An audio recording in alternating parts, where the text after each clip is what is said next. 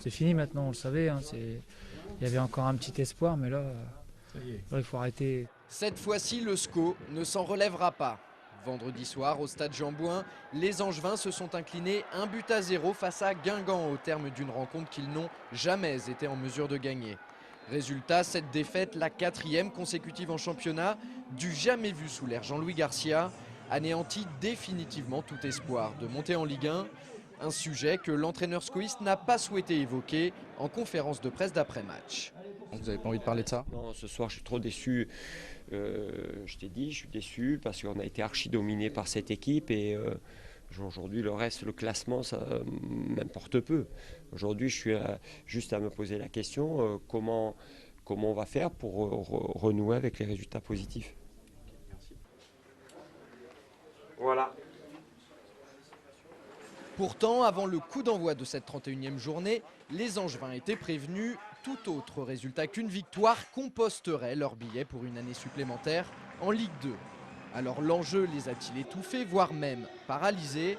C'est la question que l'on peut se poser puisqu'en l'espace de 90 minutes, les scoïstes se sont créés seulement 3 opportunités et pas des plus franches. Comme vous pouvez le voir sur ces images, Stéphane Trévisan, le portier breton, n'a pas eu à s'employer plus que ça pour stopper les quelques situations angevines. Vendredi, le SCO a tout simplement manqué d'inspiration, un peu à l'image de son match à Strasbourg il y a 3 semaines. Dans le jeu, dans la production, c'était pas trop ça, quoi. Ça manquait quand même de peps, de niaque, d'agressivité par moment. En somme, tout le contraire des Guingampais qui ont réalisé une prestation de haute volée. Des Bretons qui auraient pu ouvrir le score en première période, mais sur leur première occasion, Eduardo est trop court et sur la seconde, le Brésilien ajuste mal sa tête. Mais ce n'est que partie remise pour l'attaquant guingampais. Ça fait à peine 2 minutes que l'on joue en seconde période quand Trévisan dégage loin devant sur Liabeuf.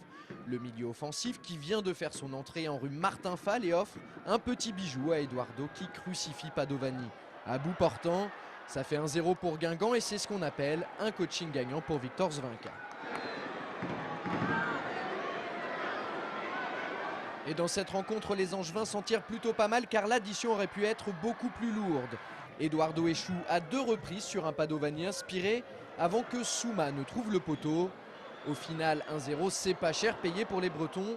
Par contre, le SCO, lui, paie ce revers au prix fort. Avec une 7e place au classement et 9 points de retard sur le 3e Strasbourg, la montée, c'est terminé.